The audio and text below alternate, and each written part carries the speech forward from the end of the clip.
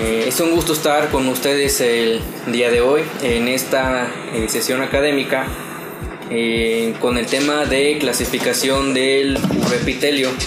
Yo soy el químico biólogo parasitólogo Carlos Martínez Figueroa y les estaré hablando de este tema que pareciera que es muy sencillo, pero hay ciertas circunstancias que todavía hay algunos problemas con la clasificación y espero que en esta sesión se queden claras. Para lo cual se establecieron algunos objetivos que se van a llevar a cabo o recorrer por toda la presentación y espero se cumplan al final de esta sesión. El primero de ellos sería actualizar el personal de laboratorio en la clasificación de la celularidad que existe a nivel del tracto urinario, aprender a diferenciar los distintos elementos celulares, comprender las causas patológicas y no patológicas de la descamación celular y también por último sería eliminar mitos viejos y nuevos sobre la celularidad. Antes de empezar a profundizar, tocaremos el tema de citología exfoliativa, porque hay ciertas reglas generales o consideraciones que se deben de tener en cuenta para llevar a cabo una adecuada clasificación de las células. Por ejemplo, la primera cuestión sería utilizar medios de contraste. Por ejemplo, en Europa se utiliza mucho la microscopía de contraste de fases para la clasificación de las células, pero de nuestro lado del continente no tenemos esos tipos de aditamentos. Entonces las guías recomiendan utilizar tinciones contrastantes para llevar a cabo la diferenciación adecuada de los distintos epitelios. Una de ellas, por ejemplo, sería la famosa guía europea, así también como la guía japonesa que recientemente se publicó. Entre los colorantes que se utilizan para el sedimento urinario sería Sterhemer-Malvin, que es la más común, o también se puede utilizar el azul de metileno. Una cuestión muy importante es que debemos observar primero nuestra preparación en un objetivo de 10 por o 10x para observar el panorama de la celularidad que se encuentra distribuida en toda la preparación, así también como visualizar qué elementos celulares podemos encontrarnos y claro, lo vamos a confirmar todo con el objetivo de 40. En algunas ocasiones es necesario observar hasta en 100 para poder distinguir ciertas características morfológicas que en algunas ocasiones nos pueden causar mucho ruido. Entonces el objetivo de 100 puede facilitarnos en esta parte esa diferenciación. Ahora, una parte muy importante es que debemos de recordar que las células que se presentan en el sedimento urinario son estructuras tipo 3D, no son 2D como en los extendidos sanguíneos, sino son 3D. Entonces estas células, dependiendo cómo se acomoden en el portaobjetos, pueden adquirir distintas morfologías. Por última parte sería que las células que se encuentran descamadas no son iguales a las que se encuentran en su tejido, porque en el tejido se encuentran en su nicho, se encuentran con los nutrientes en su ambiente, células con células unidas. Entonces, al desprenderse pueden interactuar con componentes de la orina, se pueden empezar a degenerar. Entonces esto puede adquirir una morfología distinta. Tal es el caso, como veremos más adelante, de las células renales, que es un epitelio cúbico simple, pero es muy común observarlas de forma esférica por la interacción de la osmolaridad que tiene la orina. Abordando un poco de la tinción Sterhemer-Malvin, fue desarrollada en los años 50 por estos dos personajes, que sería Sterhemer y Malvin, y aquí hay dos versiones del colorante. Una es propuesta por Sterhemer nada más, y esta tinción es ideal para el ámbito citológico, ya que sus componentes son muy sensibles a ciertos componentes celulares, entonces es adecuado para la citología urinaria. Pero el problema de este colorante Sterhemer es que se tiende a precipitar muy rápido, no es estable y por mucho llega a durar un mes. Entonces, por esta razón no se utiliza mucho, pero tiene muchas propiedades en cuestiones citológicas muy importantes. Por ejemplo, en el caso del azul rápido es un colorante catiónico, que ese nos va a ayudar a la tinción del núcleo y proteínas citoplasmáticas. La pironina B es un colorante catiónico que tiene alta afinidad con el ARN. Entonces aquellas células que tienen gran cantidad de ARN, como sería el ARN ribosomal, van a tener sus citoplasmas de colores rojos intensos. En este caso, por ejemplo, en las imágenes que se encuentran abajo podemos observar células de urotelio y células escamosas. En el caso del urotelio, como podemos observar, tiene una gran cantidad de ribosomas, por esa razón su citoplasma es rojo, al igual que las células intermedias escamosas que todavía están activas metabólicamente. En el caso de esta superficial, que ya está inactiva, si se podrán percatar, su citoplasma ya cambió a color azul, ya que no tiene esos ribosomas que tiñe la pironina B. Ahora, la tinción que es más estable y es la fórmula Sterhemer-Malvin, es más estable porque aunque se precipite este colorante puede seguir teniendo su función de tinción.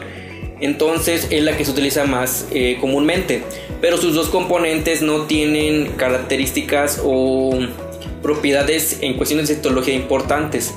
En este caso, por ejemplo, cuentan con cristal violeta, que es un colorante catiónico, y la azafranina O, que también es un colorante catiónico.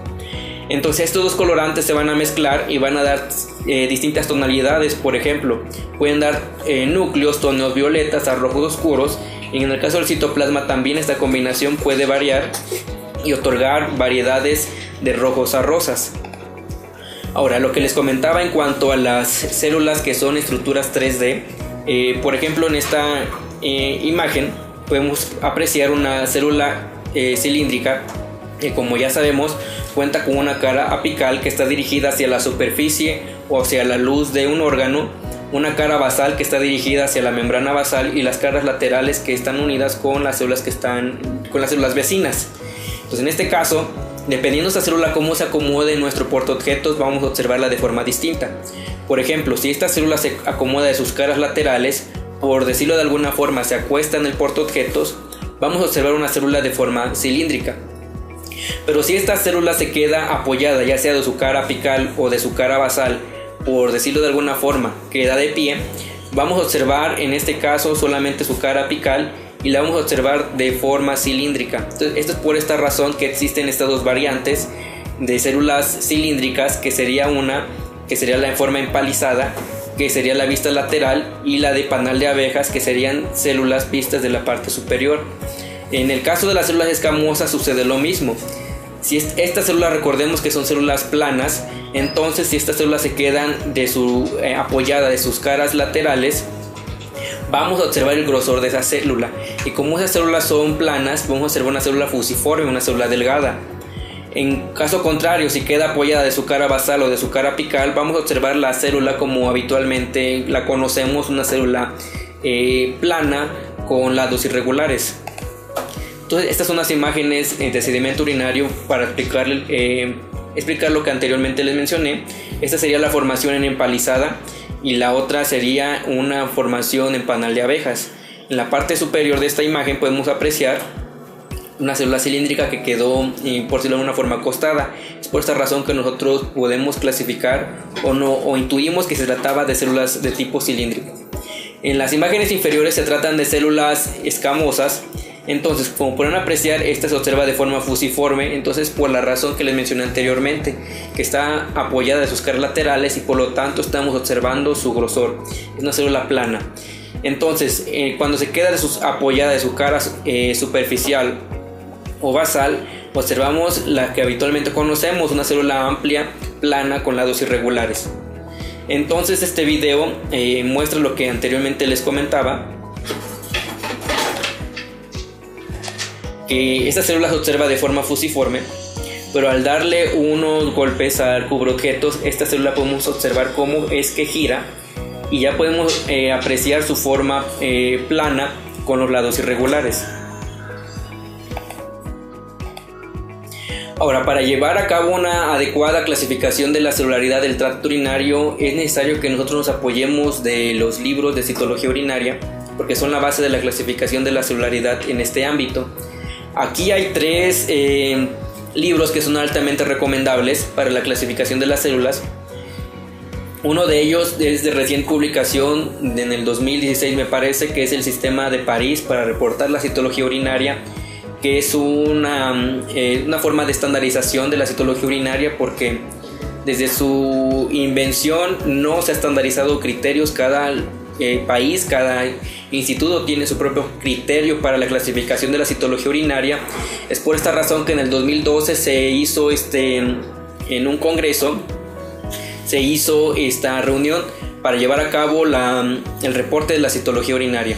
Entonces, en este caso, por ejemplo, también están otros dos libros que serían muy importantes, que son del padre de la citología urinaria, que es el Dr. Cos. En el 2012, antes de fallecer, publicó la citología urinaria con su correlación histopatológica, y anteriormente en el 2016 publicó un libro de citología en general, que sería el diagnóstico citológico y sus bases histopatológicas. Ambos libros son muy buenos para la clasificación del uroepitelio y son los en los que se basa esta presentación. Entonces vamos a empezar con órganos. El órgano más distal, o la parte más distal del aparato urinario, sería la uretra. En el caso de la uretra tiene una variedad de epitelios que son similares, pero la distribución es distinta dependiendo del sexo y también de la edad. En este caso, por ejemplo, también ciertas condiciones como la menopausia pueden conllevar a que el epitelio que exista en la uretra sea diferente. Entonces, en este ámbito, por ejemplo, en el caso del hombre, recordemos que su uretra se divide en uretra prostática, membranosa y uretra esponjosa. En el caso de la mujer, la parte de la uretra que está cercana a la vejiga se llama uretra proximal, y la parte de la uretra que ya sería el meato urinario sería uretra distal, y la parte media. Entonces, en este caso, en los dos sexos tienen tres tipos de epitelio: el urotelio, el epitelio cilíndrico y el epitelio escamoso. Pero si podrán darse cuenta, existe una distribución distinta. Por ejemplo, en el caso del urotelio, en ambos sexos es lo mismo. Se encuentra en el caso de los hombres en la uretra prostática, y en el caso de las mujeres se encuentra en la uretra proximal. El epitelio cilíndrico aquí ya varía. En el caso de los hombres se encuentra desde la uretra membranosa hasta la fosa navicular, que la fosa navicular sería este sitio que es una parte distendida, por decirlo de alguna forma, y termina en el meato urinario. Entonces, donde inicia la fosa navicular, desde la uretra membranosa hasta la fosa navicular, es un epitelio cilíndrico. La mayor parte de la uretra es un epitelio cilíndrico. Esta es la razón por la que en el sexo masculino es muy raro observar células escamosas, porque recordemos que tenemos una muestra de captura limpia o de chorro medio, como comúnmente le llaman. Entonces, en el primer chorro que se eliminan todas las células escamosas, que, como podrán apreciar, se encuentran solamente en el meato urinario en el caso de los hombres. Entonces, por esta razón, cuando se elimina el primer chorro, se eliminan todas esas células escamosas, y al obtener el segundo chorro no se observa ningún tipo de celularidad escamosa, o si lo es de forma muy escasa. En el caso de la mujer pasa algo contrario. Se dan cuenta, en la uretra masculina el epitelio que se encuentra en mayor distribución es el cilíndrico, pero en el caso del sexo femenino el epitelio que tiene mayor distribución es el epitelio escamoso. Se encuentra desde donde termina la uretra proximal hasta el meato urinario, pero en la parte media de esta uretra alguna bibliografía menciona que hay un epitelio cilíndrico en la parte media. Entonces también no es raro observar células cilíndricas en el sexo femenino. Entonces, en el caso de la menopausia, algunos estudios mencionan que ocurre algo curioso. Recordemos que en la menopausia ocurre un declive de las hormonas femeninas, y resulta que los estrógenos son los que van a llevar a cabo la maduración del epitelio. Entonces, al no estar estos estrógenos madurando el epitelio, este epitelio se atrofia y no va a cumplir su función de protección. Entonces, esto conlleva que en la uretra empiecen a ocurrir muchísimos problemas de irritación, de resequedad, de infecciones. Entonces, como un mecanismo de adaptabilidad, ocurre una sustitución. Este epitelio escamoso que se encontraba en la uretra femenina es reemplazado por un epitelio cilíndrico que tiene funciones también de protección. Entonces llega un punto en el que en el sexo femenino, que ya son mujeres mayores de edad, dejamos de observar células escamosas, y es por esta razón, porque existió un reemplazo de ese epitelio escamoso por un epitelio cilíndrico. Entonces aquí hay algunas fuentes bibliográficas que corroboran lo que anteriormente les mencionaba. Por ejemplo, este libro que es de Histología de 2016 menciona que en el caso de los hombres, en la uretra prostática, que mide aproximadamente de 3 a 4 centímetros, está cubierta por urotelio. En el caso de la uretra membranosa, hay un epitelio cilíndrico que puede ser estratificado o pseudoestratificado, y en la uretra esponjosa también hay un epitelio cilíndrico, pseudoestratificado o estratificado, y ya en la parte final hay un epitelio escamoso. En el caso de las mujeres, como menciona acá, inicialmente está cubierto o delimitado por un epitelio transicional y posteriormente un epitelio no queratinizado. En esta otra, que es un libro de anatomía de 2005, menciona lo mismo. En el caso del sexo femenino, como podrán observar, dice la porción de la próstata, hay un epitelio de transición. Posteriormente, en la uretra membranosa y esponjosa es un cilíndrico estratificado, y a partir de la fosa navicular es un epitelio plano. En el caso de las mujeres también es un epitelio plano la mayor parte.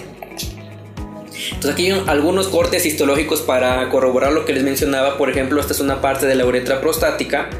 Al hacer un poquito de zoom podemos observar que aquí hay células binucleadas que son características de urotelio. Entonces aquí hay otras células binucleadas. Esta parte ya sería una uretra membranosa. Al hacer un poco de acercamiento podemos observar que se tratan de un epitelio cilíndrico. En este caso pareciera ser que es un epitelio estratificado. Aquí hay otra imagen que también corrobora lo que anteriormente les mencionaba, un epitelio cilíndrico. Entonces, en cuestiones de la celularidad, el epitelio escamoso de forma rutinaria lo podemos clasificar en 3 estratos o 3 niveles, que serían las células que se encuentran en la capa superficial, en la intermedia y en la basal. En la basal, en realidad, lo conforman 2 grupos, que serían las células parabasales y las basales como tal. Este epitelio tiene un recambio muy rápido. Cada 4 días estas células se están descamando y se están desprendiendo. Pero recuerden que esto no es sincronizado, cada célula lo hace de forma distinta. ¿Dónde se encuentra este epitelio? Se encuentra en la uretra, como ya lo habíamos visto, en el trígono vesical.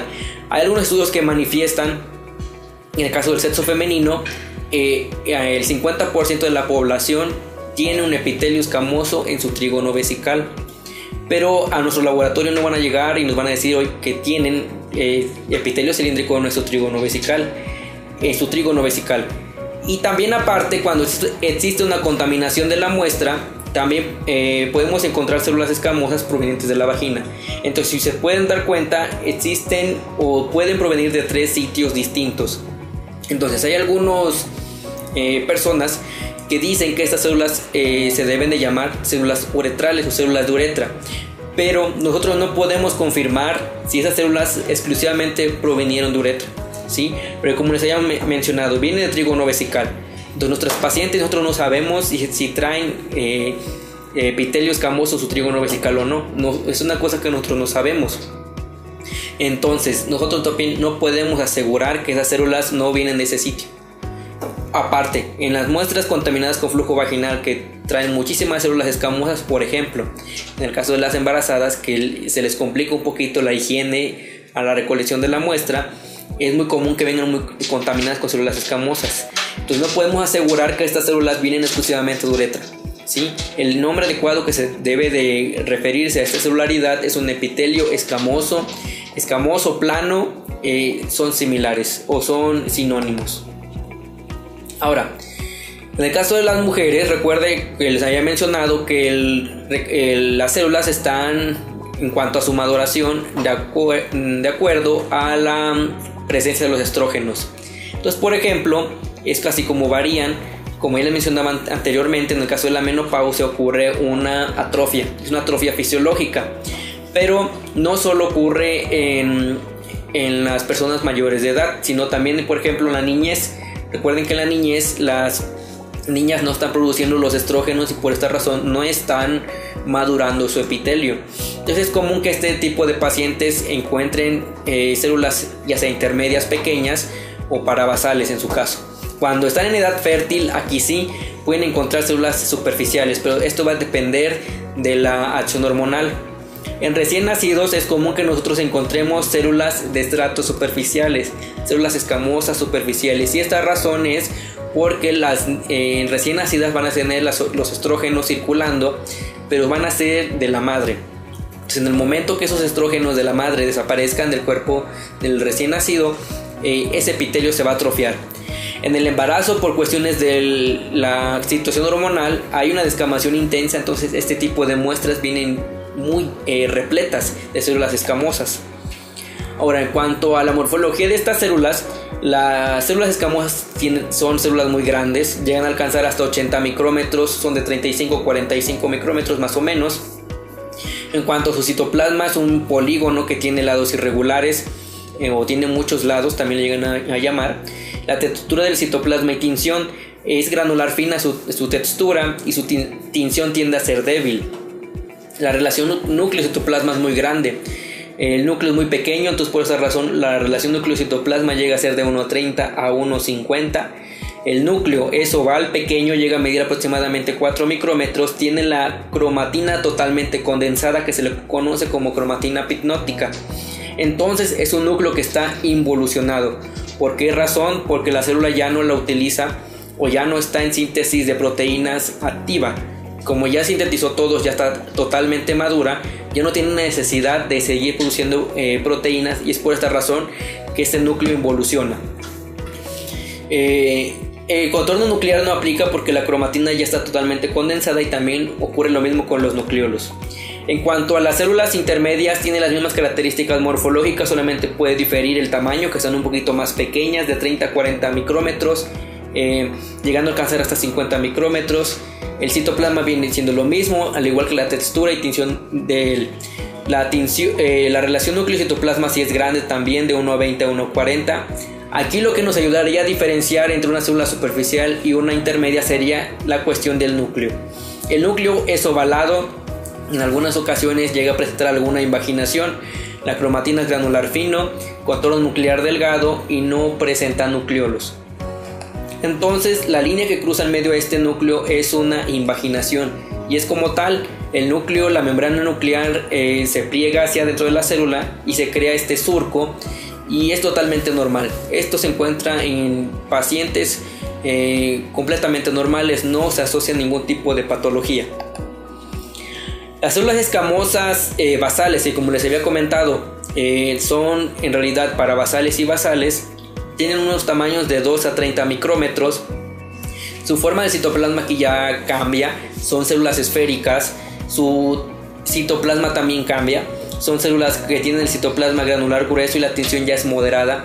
¿Y esto por qué razón? Porque tienen gran cantidad de organelos citoplasmáticos, como pueden ser ribosomas, y esto le confiere esa tinción moderada a ese citoplasma, porque como son células totalmente o que están todavía inmaduras, están llevando a cabo síntesis de compuestos proteicos.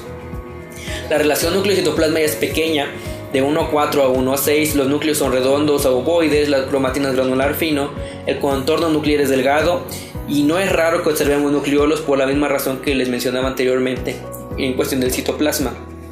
Por ejemplo, aquí son dos células escamosas basales que tienen distinto grado de maduración. Por esta razón, algunas están más pequeñas y otras están más grandes. Aquí ocurre lo mismo.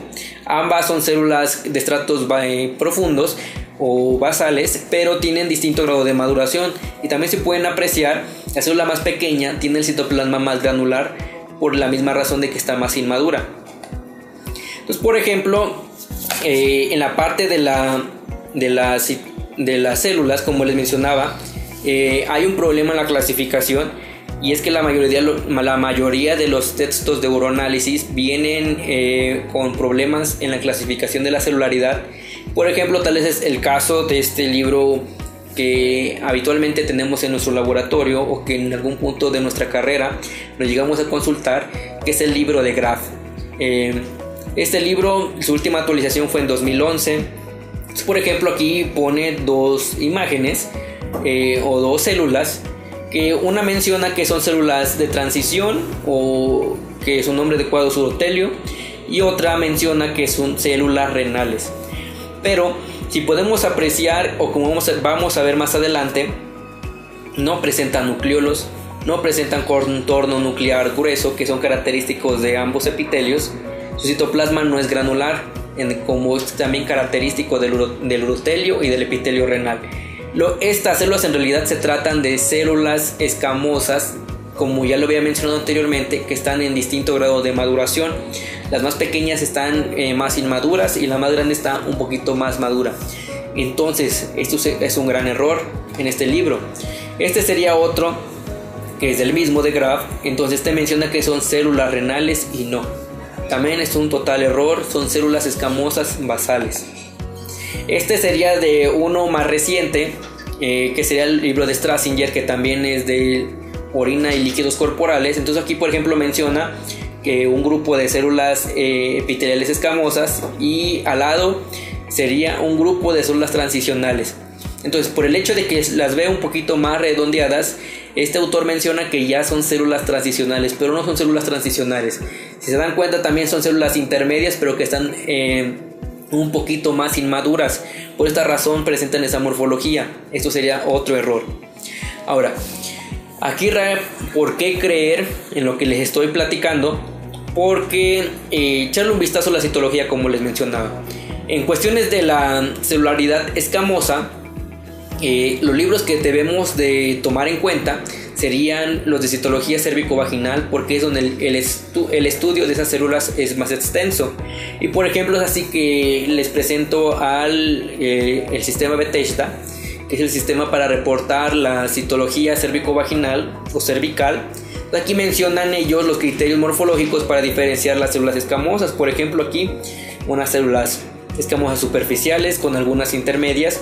Se dan cuenta de lo que les mencionaba, con un núcleo muy pequeño, epinótico, citoplasma granular. En este caso, por la tinción de Papa Nicolau, tienen una tinción acidófila, que en este caso se aprecia por una tinción rosada. Las células intermedias con la invaginación, las mismas características que la anterior, pero aquí cambiaría lo que es el núcleo, y también que tienen el citoplasma más basófilo, que en nuestro caso lo podemos ver tal vez con una tonalidad más oscura. Y las células en este caso parabasales, si se dan cuenta, lo que les mencionaba el libro de Strassinger o el libro de Graf mencionaba que es de transición, pero es una célula parabasal, ¿sí?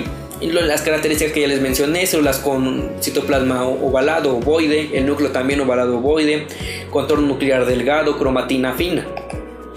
Ahora, ¿cuál es el significado clínico de las células escamosas? En este caso, hay algunos libros y algunos documentos internacionales que refieren que no se reporten ya las células escamosas, porque son las que tienen mayor implicación clínica y en teoría no se deberían de ver en una muestra de uroanálisis. ¿Por qué razón? Por lo que les mencionaba anteriormente, porque se supone que al eliminar ese primer chorro vamos a eliminar todo lo que se encontraba en esa uretra. Entonces, esas células que estaban descamadas en esa uretra, en teoría se van a ir en el primer chorro.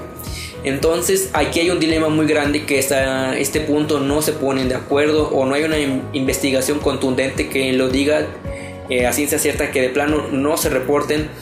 Pero sí hay algunos consensos que dicen que ya no deben de reportarse, porque en la mayoría de los casos se trata de una contaminación.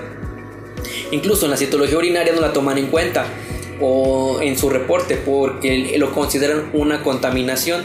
Entonces, por ejemplo, aquí cuando sospechamos que es una contaminación, cuando hay una presencia de bacterias lactobacilares, cuando hay presencia de leucocitos, cuando hay presencia de eritrocitos, incluso cuando hay presencia de mucina o moco.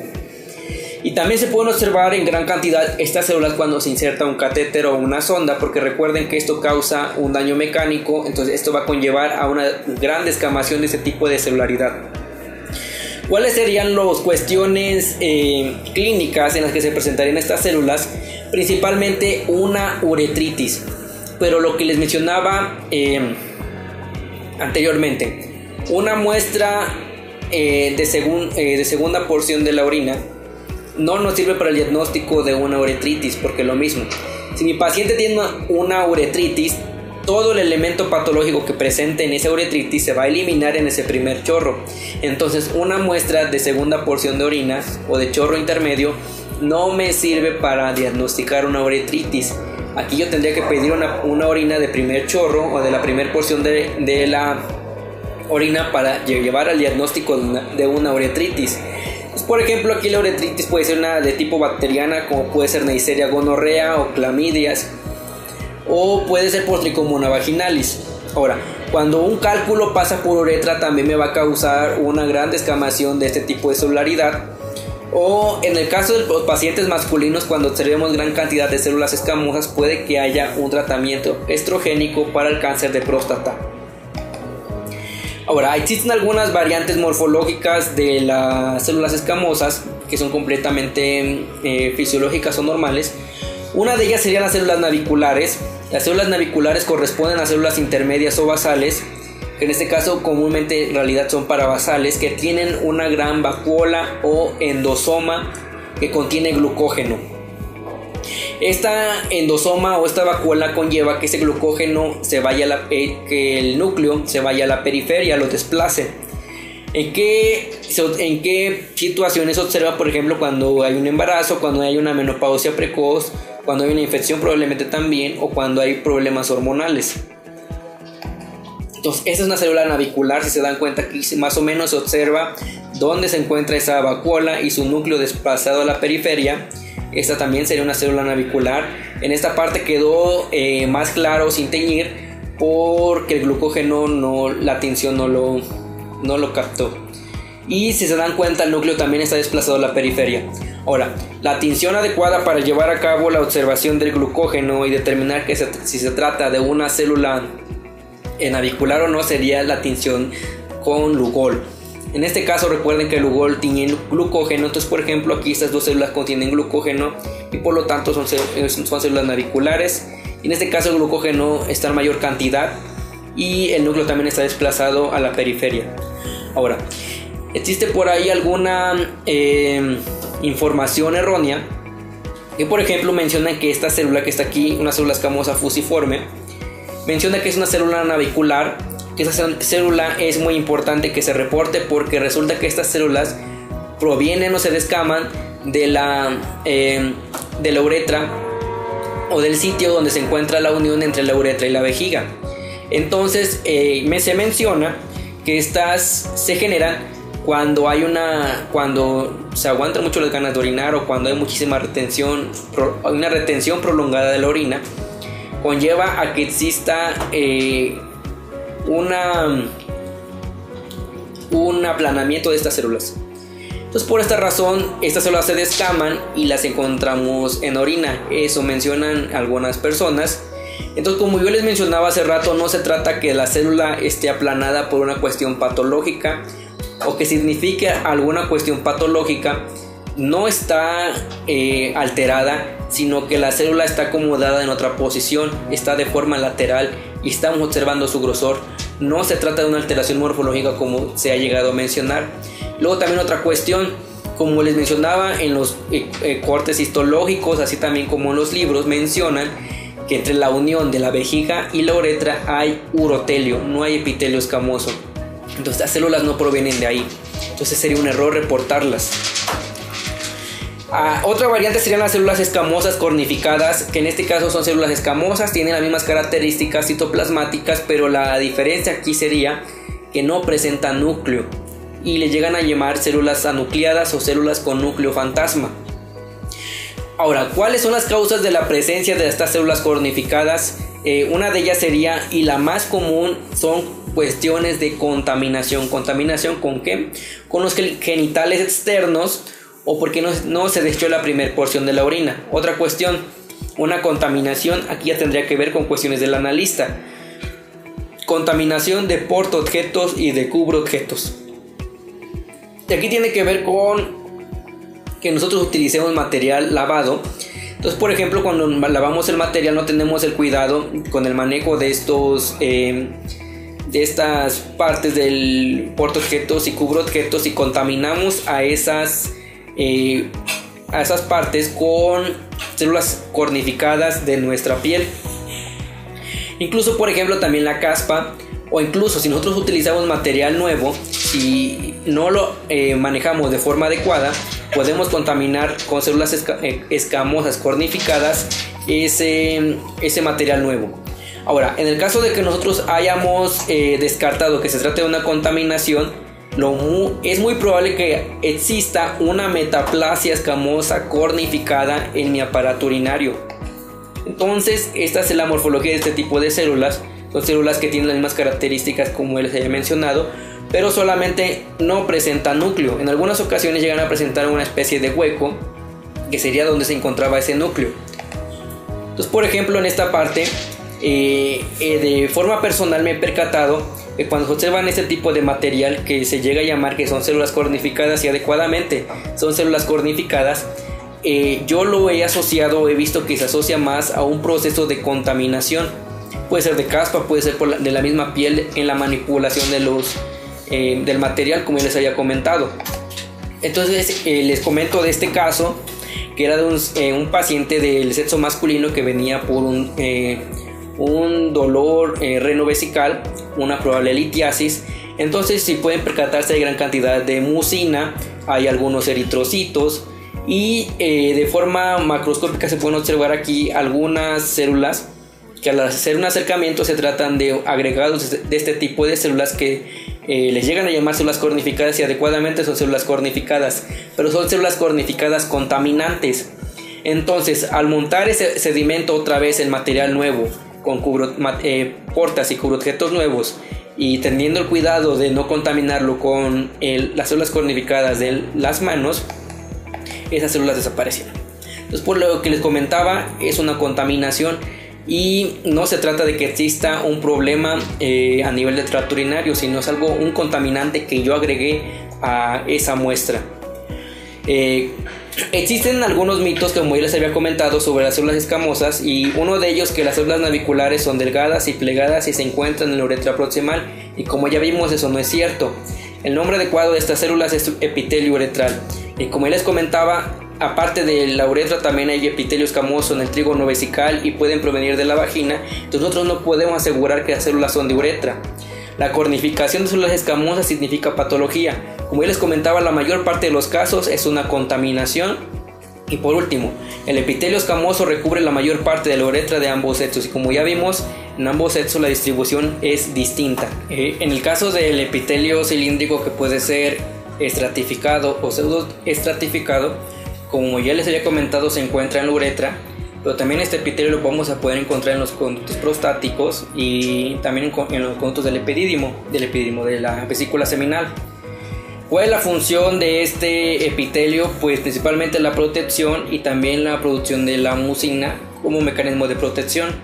Su recambio celular es muy bajo. Es por esta razón que es muy poco probable que nosotros lo lleguemos a observar en una orina de un paciente totalmente normal. Estas células tienen un tamaño promedio de largo de 15 a 30 micrómetros con un ancho de 8 a 15 micrómetros. En cuanto a la forma del citoplasma, puede ser tipo rectangular, en forma de lágrima con un extremo plano. En cuanto a la tinción y textura del citoplasma, puede ser granular grueso, tinción moderada. La relación núcleo-citoplasma es pequeña, de 1 a 4 a 1 a 6. El núcleo es ovalado y se encuentra polarizado. Con polarizado me refiero a que se encuentra dirigido hacia una porción de ese citoplasma, cargado hacia una parte del citoplasma. La cromatina es granular fino, el contorno nuclear es delgado, llega a presentar nucleolos de 1 a 2. Entonces estas son células cilíndricas, células con cuerpo cilíndrico con extremo plano. Aquí llega a presentar alguna prolongación, y es muy común que este tipo de células cilíndricas presenten algunas granulaciones, que estas granulaciones corresponderían a la secreción que están produciendo este tipo de células. Entonces aquí hay otro tipo de células cilíndricas con sus extremos rectangulares, extremos planos también. Que otro tipo que también se llegan a visualizar algunos de estos gránulos que están produciendo. Y aquí hay un grupo de células cilíndricas. Si se dan cuenta, también se ven en gran cantidad estos gránulos, el producto de secreción que están secretando. Y aquí hay otros grupos donde se puede apreciar bien, por ejemplo, aquí en esta, la morfología de estas células cilíndricas con los nucleolos ovales, cromatina granular. Ahora, esta parte es del libro de Strasinger, en el que menciona, por ejemplo, aquí que esta imagen corresponde a células epiteliales transicionales caudadas. Pues se dan cuenta, el núcleo se encuentra dirigido hacia un polo, sí presentan esta prolongación, pero presentan estas granulaciones. Estas granulaciones no las presenta el urotelio, porque el urotelio, recordemos que no secreta absolutamente nada. Entonces, por esta razón, el urotelio no debe de presentar este tipo de granulación. Entonces, esta imagen es compatible con células de tipo cilíndrico. En cuanto al significado clínico de este tipo de células, se encuentran principalmente en la uretritis, también en la prostatitis cuando hay una hiperplasia prostática, una vesiculitis, o como un contaminante cuando se introduce una sonda. Recuerden que esto causa una lesión mecánica, y también cuando existe un masaje de tipo prostático también puede causar el desprendimiento de este tipo de células. Ahora, ¿cuáles son los mitos que hay alrededor sobre este tipo de epitelio? Es que, por ejemplo, en la uretra prostática contiene un epitelio cilíndrico. Como ya les había mencionado, tanto en la bibliografía como en los cortes hay urotelio en este sitio. Otra cuestión es de que en la mujer no existe epitelio cilíndrico, pero los libros mencionan lo contrario. Ahora, en la parte de los cálices, pelvis renal, uréteres, vejiga y la uretra proximal, se encuentra un epitelio altamente especializado, que es el urotelio. Anteriormente se le llamaba de transición, pero los libros de histología mencionan que este término es inadecuado y que debe de abandonarse, principalmente porque anteriormente se creía que era una transición entre un epitelio escamoso y un epitelio cúbico. Pero estudios posteriores se dieron cuenta que no es ninguna transición, sino que es un epitelio con las características morfológicas que tiene, especiales, un epitelio completamente distinto y especializado. Entonces, por esta razón, el término adecuado es urotelio. Ahora, es un epitelio estratificado, presenta varias capas, pero estas capas van a depender el número, dependiendo del sitio donde se encuentre este urotelio. Por ejemplo, en el caso de los cálices menores, son solamente 2 capas de este tejido, que sería la capa basal y la superficial. En el caso de los uréteres ya son de 4 a 5, y en la vejiga pueden ser de 6 capas a más. Ahora, presenta 3 niveles o 3 estratos celulares bien diferenciados, una capa de células superficiales, varias capas de células intermedias y una capa de células basales. El recambio celular es muy lento. En el caso de los adultos son de 3 a 6 meses, pero en los recién nacidos cambia. Y esto es por la misma adaptación que tiene el bebé al medio ambiente. Esto condiciona a que el recambio celular de este urotelio baje mucho, por ejemplo a 3.6 horas. Entonces, en un recién nacido es muy común que nosotros encontremos gran cantidad de células uroteliales sin que implique algún estado patológico. Entonces, para revisar algunos cortes histológicos del aparato urinario, por ejemplo, aquí tenemos la pelvis renal y los uréteres. Entonces, debemos de checar el grosor del epitelio, la morfología de estas células y la cantidad de núcleos que tienen. Por ejemplo, aquí en la pelvis renal realicemos unos acercamientos. Observamos que aquí hay algunas células binucleadas, que, como ya les había comentado, es muy característico del urotelio, y también la mayoría, se dan cuenta, también son células de tipo mononucleado.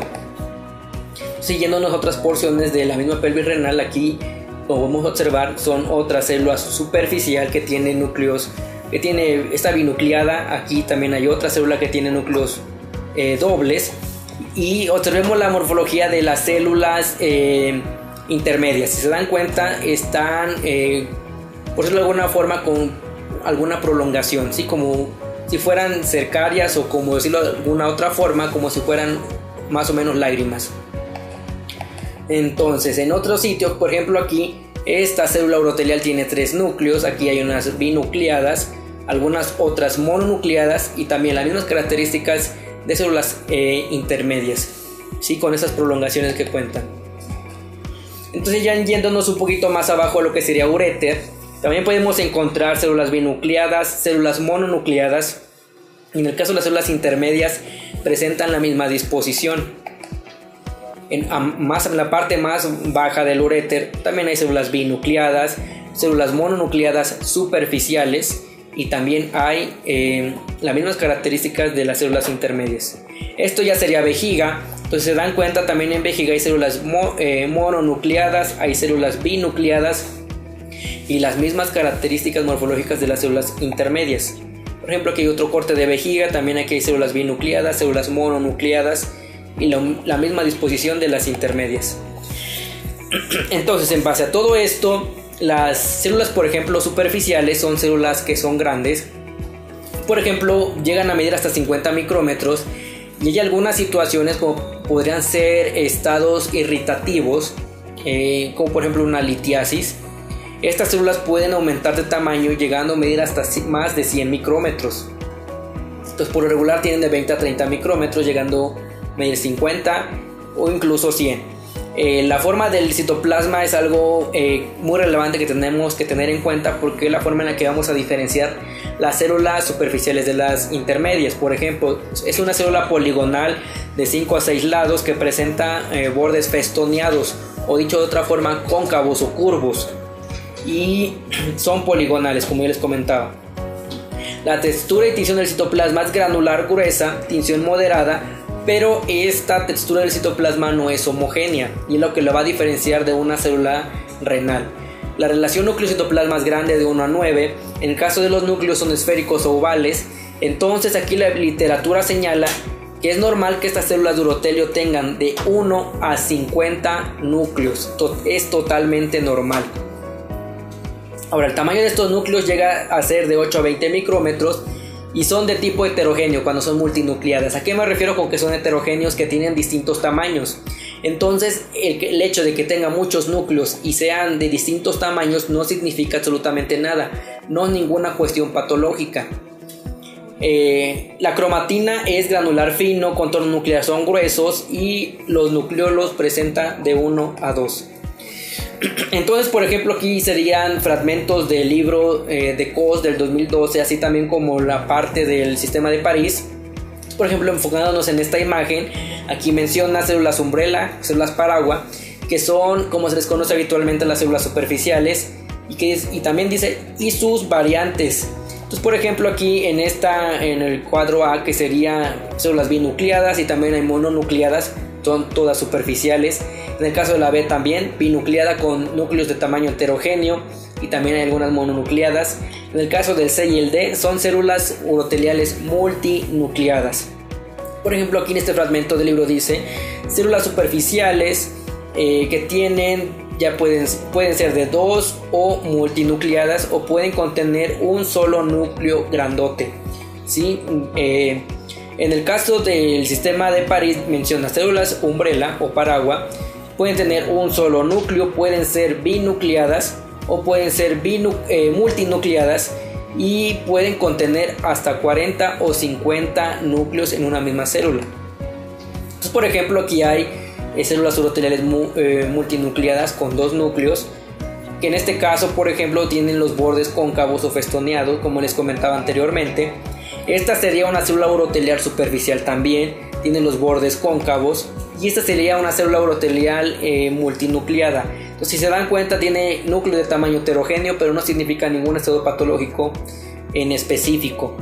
Aunque dependiendo, por ejemplo, si yo encuentro gran cantidad de células uroteliales multinucleadas, cuando yo encuentro gran cantidad, es muy sugestivo de que hay un proceso que me está irritando el tejido urotelial. Entonces, en este caso puede ser probablemente una litiasis. Aquí sí tendría importancia clínica, pero por ejemplo, si yo encuentro 1 o 2, no tiene mayor relevancia clínica. Ahora, en cuanto a la formación de estas células multinucleadas, se ha especulado o se ha mencionado por algunas personas que las células superficiales del urotelio se forman cuando 2 uroteliales intermedias se fusionan y dan lugar a una célula multinucleada, pero esto de forma fisiológica no es muy común que suceda, y más en tejidos epiteliales. Cuando ocurre una fusión de ese tipo de células, que comúnmente se le conoce como un sinsitio, siempre va a estar asociado a cuestiones patológicas. Entonces, por ejemplo, ¿en qué células es muy común observar este tipo de fenómenos? Cuando los macrófagos se fusionan para formar una célula grande multinucleada, por ejemplo, pero es una cuestión o una circunstancia patológica. Y lo mismo sucede con los tejidos epiteliales. Ocurre multinucleación o fusión de células cuando hay un proceso infeccioso, probablemente, por ejemplo. Pero en el 2012, en el libro que redactor, el doctor Cos, él menciona que él cree que probablemente se trata de un proceso de endomitosis. La endomitosis es lo que realizan los megacariocitos. En este caso recordemos que el megacariocito es una célula grande multinucleada. Y lo que ocurre aquí es que la célula va a hacer mitosis, pero resulta que la parte final, que sería la citocinesis, no la lleva a cabo. O sea que la célula no se divide, sino que la célula queda contenida con el citoplasma que formó de más y con los núcleos que formó de más, y es por esta razón que esta célula se va multinucleando. Entonces en el 2018 se confirmó este suceso. Se confirmó que es por endomitosis y que además hay una endorreplicación. Por ejemplo, en este fragmento que es del libro de Cos, que dice las células multinucleadas superficiales, no está clara su mecanismo de formación.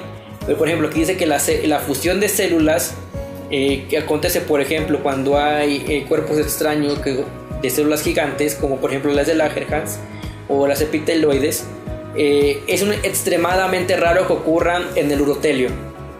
Sin embargo, ellos mencionan que es muy probable que ocurra por un proceso de endomitosis. Entonces este artículo, que es de 2018, menciona eso. Células superficiales poliploides que mantienen la barrera urotelial son producidas por vía incompleta de citocinesis y endorreplicación. Entonces este artículo presenta muchas imágenes, entre ellas esta.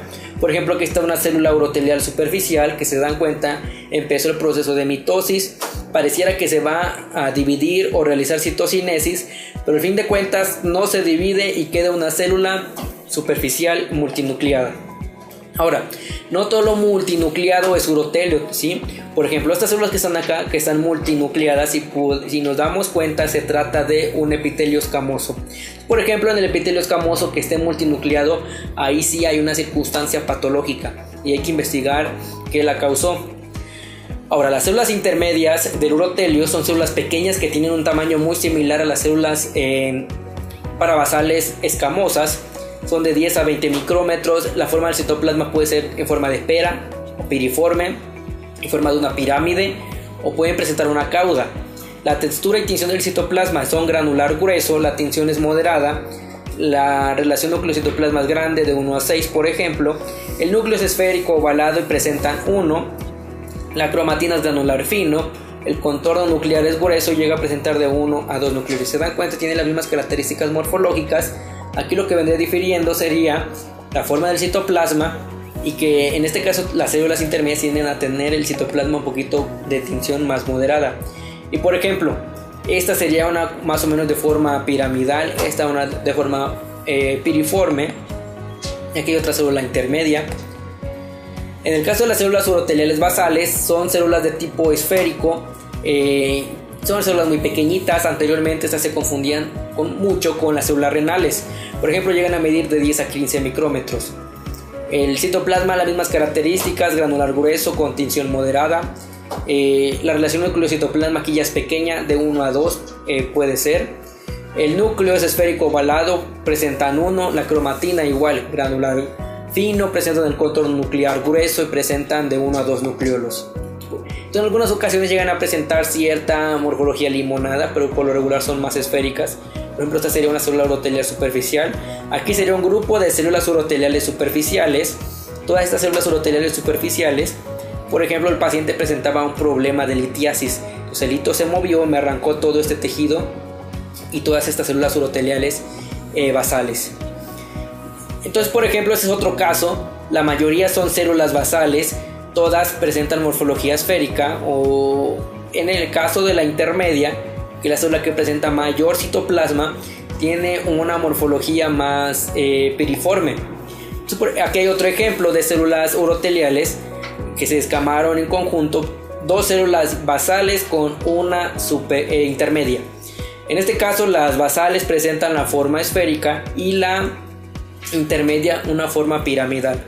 Ahora, en el caso de las células uroteliales intermedias y basales, en el caso de la citología urinaria, no las clasifican así. ¿A qué me refiero?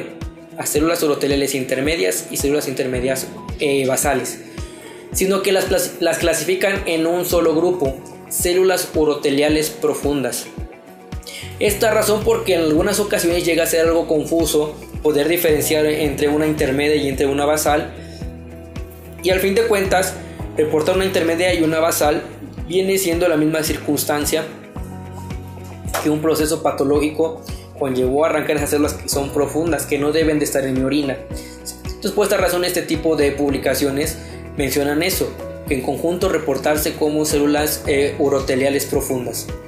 Ahora, hay una variante morfológica que son las células uroteliales caudadas, que aquí hay un mal término, que sería que les denominan células de pelvis renal. Entonces, estas células corresponden ya sea a un estrato basal o a un estrato intermedio. ¿Y por cómo son generadas? En este caso se forman por una deformidad citoplasmática. En este caso, por ejemplo, puede que la célula, al ser desprendida, presentan uniones desmosómicas entre células y células muy fuertes. Entonces, al ser desprendidas, esta célula se estira su citoplasma. Entonces, al estirar su citoplasma se descama, y es de esta forma que nosotros la observamos en la orina, tal como lo menciona en este fragmento que es del libro de Coase, que la extensión citoplasmática es el resultado de las uniones desmosómicas, que en este caso ocasionada por un estiramiento, o también lo que les mencionaba aquí. Entonces, por ejemplo, aquí un lito, un cristal, me desprende las células de urotelio. Como tienen estas uniones desmosómicas, estiran ese citoplasma y de esta forma se arrancan y nosotros las podemos observar así, con esa prolongación.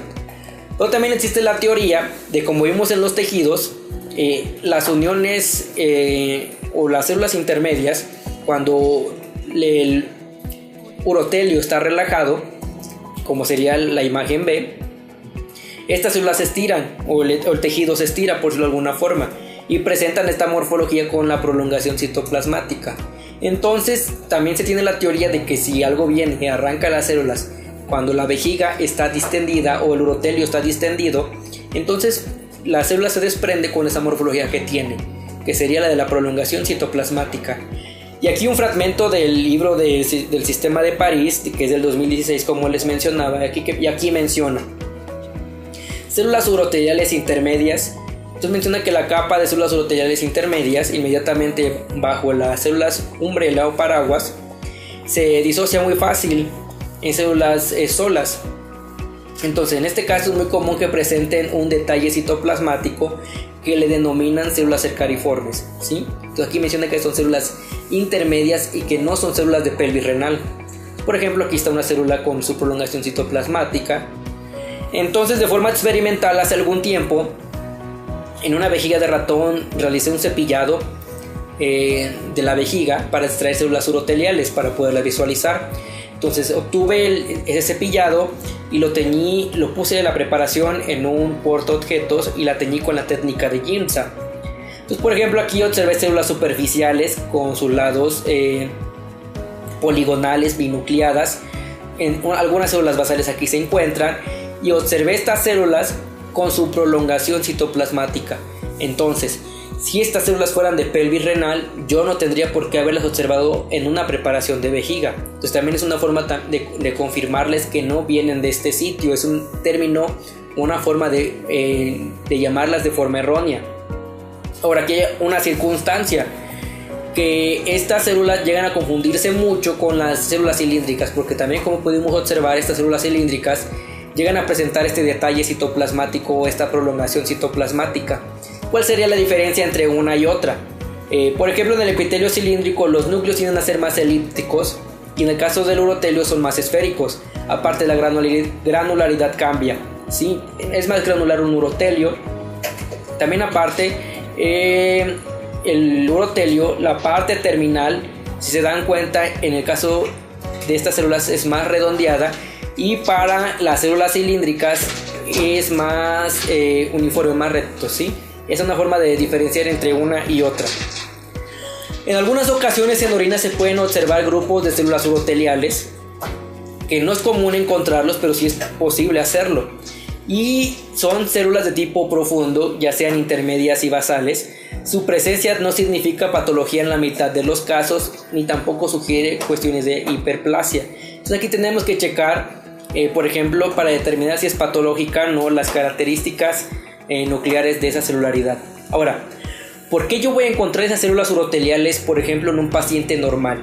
Por una palpación vigorosa de la vejiga. Por ejemplo, cuando al paciente tiene algún dolor vesical o en esa región, es muy común que se realicen palpaciones para determinar de dónde es la fuente. Entonces, esta palpación vigorosa puede ocasionarme desprendimiento de células. Ejercicios donde hay, por ejemplo, golpes también puede ocasionarme desprendimiento de células. Yo, el hecho de solo trotar, puedo desprender gran cantidad de células. Instrumentación, como las muestras obtenidas por sonda, también me pueden ocasionar esta circunstancia, un proceso litiásico o un proceso infeccioso. Por ejemplo, esta muestra fue obtenida por sonda. Yo encontré este gran grupo de células uroteliales. Y aquí hay otro grupo de células uroteliales que en este caso, si observan el fondo, hay un microorganismo. Entonces, en este caso fue por cuestiones infecciosas. ¿Cuál es el significado clínico de las células uroteliales? La principal razón por la que yo la voy a encontrar en orina va a ser un proceso inflamatorio, por ejemplo una cistitis o una pielonefritis. Cuando hay una existencia de un cálculo, un proceso tóxico como sería la bilirrubina, cuando se presenta en orina, porque recordemos que la bilirrubina es un potente citotóxico, entonces intoxica la célula y va a conllevar a que se desprenda. O una lesión mecánica, por ejemplo, cuando se introduce una sonda. ¿Cuáles son los mitos alrededor del urotelio? Que las células uroteliales superficiales son exclusivamente binucleadas y trinucleadas. Como ya vimos, esto no es así. Las células uroteliales superficiales multinucleadas son patológicas, no son patológicas, salvo que se presenten en gran cantidad. Las células uroteliales binucleadas provienen de vejiga exclusivamente, como ya vimos en los cortes de tejido. Desde la pelvis renal hay células binucleadas. El urotelio pélvico es diferente al de otros órganos del aparato urinario. Como vimos también en los cortes, es completamente similar y no hay células de pelvis renal. En cuanto a la histología del riñón, recordemos que en los túbulos renales el epitelio que se encuentra a mayor distribución sería el cúbico, que se encuentra en el túbulo contorneado proximal, distal y en el túbulo colector. En el caso del asa de Henle se encuentra un epitelio escamoso simple que también lo comparte con la cápsula de Bowman y con el glomérulo. Por ejemplo, aquí un corte histológico, aquí se observa un glomérulo con su cápsula de Bowman. Aquí se encuentra un túbulo contorneado proximal. Los túbulos contorneados proximales se distinguen porque presentan estas microvellosidades y se dan cuenta que pareciera que presentan esa como suciedad a la luz del túbulo, pero no suciedad, sino que son las microvellosidades. Son células más altas, también son células más grandes, y aparte en la tinción hematoxilina eosina se distinguen porque se tiñen de forma más fuerte. Un túbulo contorneado distal sería, por ejemplo, usted acá, la tinción es más débil, la célula es más pequeña y no presenta esas microvellosidades. Por ejemplo, aquí en el conducto de Bellini, que ya sería la parte o porción final de las células de los túbulos, también en el túbulo hay un dilema aquí, porque si se consultan 10 libros de histología, 5 libros dicen que en el túbulo de Bellini hay células cilíndricas y los otros 5 dicen que hay células cúbicas. Hay un gran dilema aquí porque no se ponen de acuerdo. Entonces, por ejemplo, en este corte las células parecieran más que son cúbicas que cilíndricas. Entonces hay más artículos que apoyan el hecho de que sean cúbicas que el hecho de que sean cilíndricas. En este caso, por ejemplo, las células renales, como habitualmente ya las conocemos, son células muy pequeñitas, de 10 a 15 micrómetros. En cuanto a la forma del citoplasma, es muy común verlas de forma esférica, pero también las puedo observar de forma cúbica. La textura y tinción del citoplasma es granular grueso, la tinción es moderada, pero aquí la diferencia entre el urotelio es que la tinción es uniforme, la granularidad, no es como en el anterior. La relación núcleo-citoplasma es pequeña, de 1 a 1 o 1 a 1.5. El núcleo es esférico, solamente presenta 1. La ubicación es excéntrico, pero también lo podemos encontrar de forma central. La cromatina es granular fino, el contorno nuclear es grueso y solamente pueden contener un nucleolo o incluso hasta 2. Entonces, por ejemplo, aquí son otras células renales. Esa contiene muy poquito citoplasma, esa tiene un poquito más. Por ejemplo, la bibliografía, en algo que no se equivoca, es el mencionar que estas células tienen un tamaño ligeramente más grande que un leucocito. Por ejemplo, aquí están algunos leucocitos, como podemos ver, tienen tamaño ligeramente más grande. Aquí hay otro tipo, unas células esféricas, otras de tipo cúbico. Aquí hay otra de forma esférica con el núcleo céntrico. Por ejemplo, aquí esta célula renal presenta estas prolongaciones citoplasmáticas. Estas prolongaciones citoplasmáticas es mediante las cuales se va a unir a la membrana basal. Por ejemplo, aquí otro caso de células renales con el núcleo céntrico. Y si ponemos atención en esta parte de la célula, podemos apreciar algunas prolongaciones citoplasmáticas que corresponden a las microvellosidades. Entonces esta célula es muy posible o es muy probable que provengan del túbulo contorneado proximal. También, si se dan cuenta, la célula no está teñida, entonces esta célula todavía contiene su vitalidad, todavía está viva. Este sería otro del mismo caso, pero este es un fragmento del citoplasma. Se dan cuenta, aquí presenta algunos residuos del citoplasma, incluso aquí un fragmento del núcleo, y aquí también igual presenta estas prolongaciones citoplasmáticas que son las microvellosidades, que recuerden que las utiliza para llevar a cabo la reabsorción de los componentes de la orina que no deberían de quedarse ahí, como la glucosa. Entonces, algo que también menciona la bibliografía, que sí es cierto, es que si queremos conocer la morfología adecuada de las células renales, debemos de echarle un vistazo a los cilindros, ¿sí? Cuando los cilindros contienen células renales, esto nos van a enseñar cómo son estas células para poderlas identificar. Por ejemplo, aquí presenta una dentro del cilindro que está fuera de foco, y esta que está aquí fuera del cilindro también es una célula renal. Ahora, ¿cuál es el significado clínico de las células renales? En este caso se presentan bajo dos circunstancias: una enfermedad del parenquima renal, como puede ser una nefritis glomerular, un síndrome nefrótico, una esclerosis renal, nefritis lúpica, un riñón poliquístico, cuestiones que tienen que ver con el riñón. O también por cuestiones no renales, por ejemplo, una isquemia renal, por un proceso hemorrágico o por una hemólisis. Incluso una diarrea o vómitos excesivos me pueden conllevar a la descamación de células renales, quemaduras graves, deshidratación avanzada o una insuficiencia cardíaca.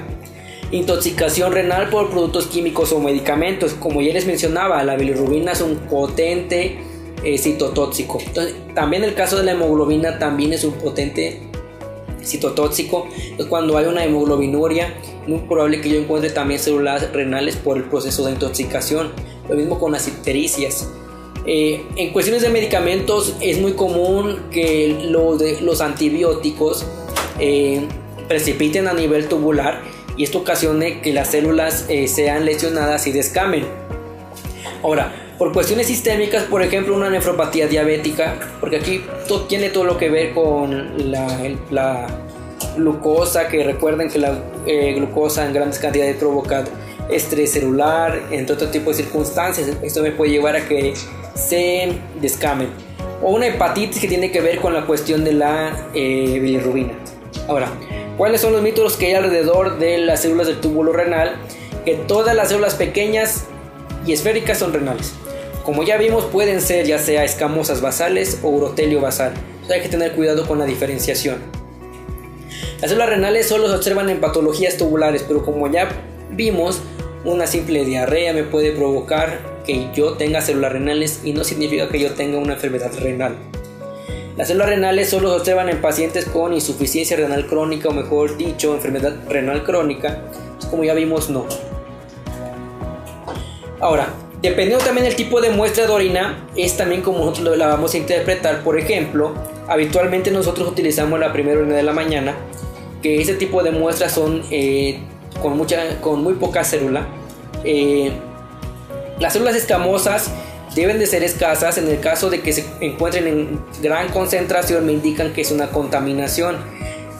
Puedo encontrar células uroteliales de forma escasa, principalmente de tipo superficial, y van a estar mal conservadas. En este caso, por ejemplo, apoptosis o autofagia. Grupos celulares puedo encontrar, pero son extremadamente raros y bajo las circunstancias que ya les mencioné anteriormente. Ahora, aquí hay un punto muy importante. en cuestión de la degeneración celular. Porque, por ejemplo, he visto que algunas personas hasta lo reportan por campo o por porcentaje, lo que serían estos dos mecanismos, la apoptosis y la autofagia. Pero, por ejemplo, aquí menciona que cuando mis células están por mucho tiempo en mi orina, estas se empiezan a degenerar de forma normal. Tiene que ver con el pH, con los compuestos, con la densidad, van a degenerar de forma normal. Entonces, estas alteraciones degenerativas, si yo las veo en orina, no significa que exista una patología, sino es el mismo proceso degenerativo. Entonces, aquí hay una circunstancia que debemos de checar si realmente tiene implicación clínica reportarlas o no. En cuanto a la instrumentación, por ejemplo, cuando se obtiene la muestra por sonda, son muestras muy celulares, porque recuerden que este evento traumático va a descamar muchísimas células urotelial, células cilíndrica y también células escamosas. Aquí es recomendable que se le ponga una nota describiéndole que la descamación de las células fue por cuestiones traumáticas y no por un proceso patológico a nivel del tracto urinario. Ahora, en cuanto al reporte, lo que hacemos habitualmente es hacerlo por apreciación, escasas, moderadas o abundantes. Pero, por ejemplo, la guía japonesa que se publicó, si no mal recuerdo, en 2017, menciona que no se debe de reportar por apreciación, sino por campo.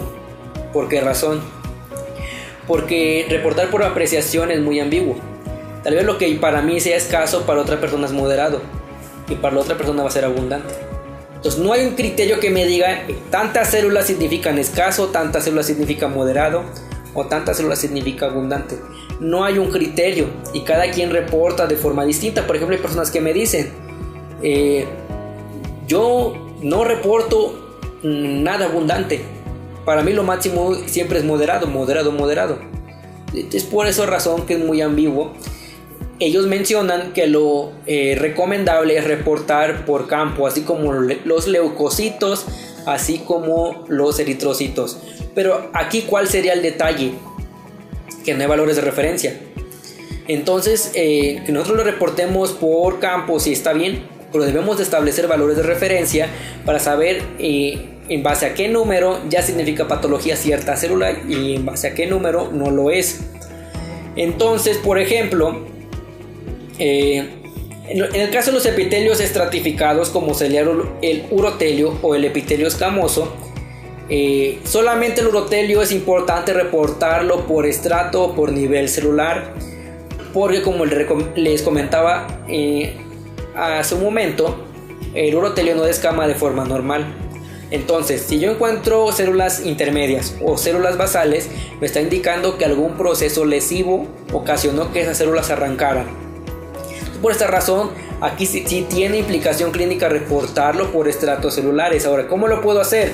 Superficial, intermedia o basal, o como les mencioné hace rato, superficial y capas profundas, nada más. En el caso del epitelio escamoso, el hecho de que se presenten células intermedias, células basales, células superficiales, ¿de qué va a depender? Del ciclo hormonal de la mujer. Del ciclo hormonal y de si se encuentra o no la hormona. Sí, por ejemplo, en el caso de la menopausia. Entonces, por ejemplo, aquí hay, dependiendo su ciclo, puede que yo encuentre en cierto día más células superficiales, en otro día más células intermedias o intermedias pequeñas. O en mi menopausia puede que encuentre mayor cantidad de células basales, por ejemplo. Pero aquí no es por cuestiones patológicas de que yo encontré células intermedias porque algo me la arrancó. No, sino que tiene que ver por el ciclo hormonal. Entonces, por esta razón, este tipo de epitelio no se recomienda que se reporte por capas. Entonces, por lo que les mencionaba, el epitelio escamoso, su cantidad está sujeta al estado hormonal y la contaminación. Estas, como las voy a reportar, así en general, células escamosas. En el caso del epitelio cilíndrico no se debe de observar. Entonces, encontrar escasas células cilíndricas ya significa patología. El urotelio, las células superficiales sí es común encontrarlas de forma escasa, porque recuerden que descaman cada 3 a 6 meses. Entonces esas células cada 3 a 6 meses se están desprendiendo. Por esa razón yo lo voy a encontrar. Entonces, imagínense, desde los cálices hasta la uretra proximal hay urotelio. Entonces yo te puedo encontrar urotelio en mis muestras. Ahora, ¿por qué razón no lo encuentro de forma frecuente?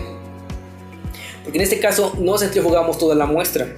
Recordemos que solamente centrifugamos una porción de esa muestra, pónganle, que son 50 mililitros de orina. Solamente centrifugamos 10 mililitros y de esos 10 mililitros solamente tomamos, ¿cuántos serán? 25 microlitros. Entonces lo concentré y toda la cuestión, pero por experiencia personal les comento que en lo que ven la primera preparación, si ponen una segunda muestra o una segunda preparación, van a encontrar otra cosa. Y lo mismo sucede con la tercera preparación, y más por ejemplo si en cuestiones de la concentración del sedimento no lo concentro de forma adecuada. Por ejemplo, que yo lo deje en 1 mililitro de orina, es mucha orina hasta cierto punto. Sí, la correlación es buena, pero para la búsqueda de elementos formes a mí no me ayuda mucho.